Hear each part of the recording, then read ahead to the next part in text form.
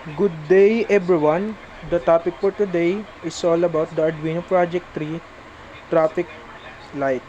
First, we align the jumper cables wire cables resistor to 20R, 5mm LED, and push button to the board to create a traffic light Arduino Project 3. So first, we align the 13 pieces jumper cables to GND 12, 11, 10, 9, 8, 7, and 6 to run the electrical connections between the components on the breadboard, Arduino board. And we have 5 pieces of resistor, 220R, to limit the current flowing through the LED and protect it from burning out.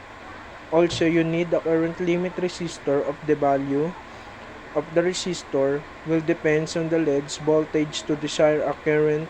A common choice is a 222 330 OHM resistor. For typical any LEDs used with Arduino, of course, the Arduino especially because we need to microcontroller platform to produce the control to LED the various of Arduino models available, but the most used for beginners is the Arduino Uno.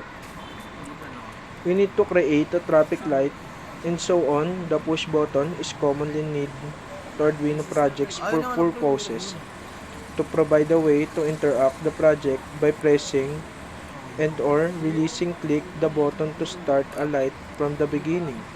So first, the all code pedestrian green is delay in 2 seconds and also 2 the pedestrian green low and yellow high is 2 seconds. Also the yellow low and red low are also 1 seconds. We also back to red while red high is 5 seconds of delay and that all giving a change time to flow all the traffic light.